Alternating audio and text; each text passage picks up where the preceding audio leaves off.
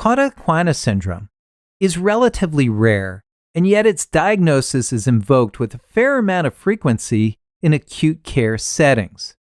This is not unwarranted, as it is a crippling disease that is a bona fide surgical emergency.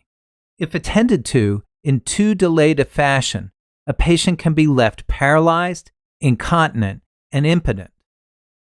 The syndrome is most often caused by the sudden herniation into the spinal canal of a very large amount of intervertebral disc material.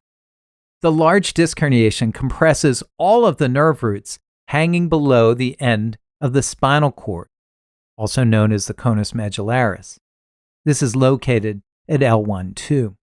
The collection of nerve roots hanging from the end of the conus medullaris is known as the cauda equina, meaning horse's tail.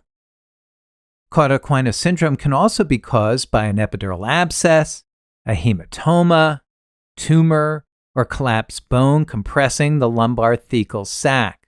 Please note, though, that it's unusual for common degenerative spinal stenosis alone to present as cauda equina syndrome.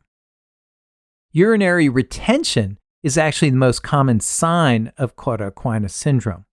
Treatment of cauda equina syndrome is almost always surgical. Surgery involves the removal of materials that may be compressing the nerves of the cauda equina. Most commonly, this is effected via decompressive laminectomy, in which portions of the posterior elements of the vertebrae are removed. Then, the spinal canal is entered, and disc herniations, bone spurs, overgrown ligaments, and any other material that's compressing the cauda equina are drilled or cut away. There really is no adequate conservative management of cauda equina syndrome. You can start some steroids, dexamethasone 4 to 10 milligrams every 6 hours, but this is just in preparation for surgery. Cauda equina syndrome can be rapidly progressive and devastating.